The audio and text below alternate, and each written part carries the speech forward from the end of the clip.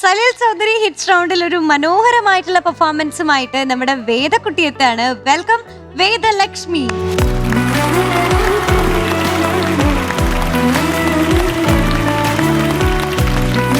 Hi വേദക്കുട്ടി.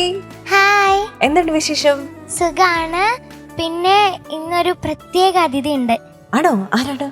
ഉഷാൻഡി. ഉഷാൻഡി? ആ, hi. Hi ഉഷാൻഡി. ഉഷാൻഡി music teacher ആണ്. എന്റെ അല്ല, വേറെ കുട്ടികളെ. ലോകത്തുള്ള എല്ലാവരുടെയും മറ്റുള്ള എന്താ വേദക്കുട്ടീനെ എന്താ പഠിപ്പിക്കാത്തെ? ടീം കിട്ടിയില്ല. ടീം അതൊക്കറിയില്ല. ഉഷാൻഡി മ്യൂസിക് ടീച്ചറാണ്. എന്നെ ഒരുപാട് ഇഷ്ടമാണ്. എന്നെ കുറെ സപ്പോർട്ടൊക്കെ ചെയ്യുന്ന ആന്റി. ഉഷാൻഡിയെ കൊണ്ടുവന്നിട്ടുണ്ട്.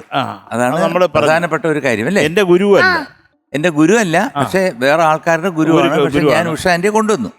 പക്ഷെ എന്തുകൊണ്ട് എന്നെ ഒരുപാട് സപ്പോർട്ട് ചെയ്യുന്നുണ്ട് അല്ലേ? അപ്പൊ ആരാ ഇന്നത്തെ പാട്ട് സെലക്ട് ചെയ്ത്? ഉഷാൻഡിയാണോ? അല്ല അല്ല, അതുമല്ല.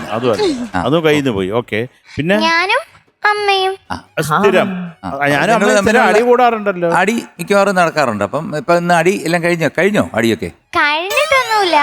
ഇത് കഴിഞ്ഞിട്ട് വീണ്ടും ഉണ്ടല്ലോ. ഏത് പാട്ടാ?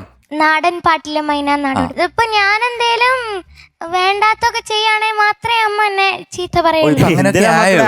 അങ്ങനെയൊക്കെ ആയി നോക്ക്.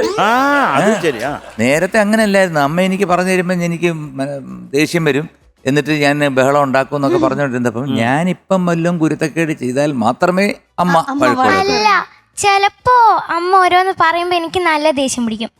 അപ്പോഴൊരു വഴക്കുണ്ടാവും. അപ്പൊ ഈ പാട്ട് കഴിയുമ്പോ മിക്കവാറും ഉറപ്പായിട്ടുണ്ടാവും. ചെലപ്പോ അറിയില്ല.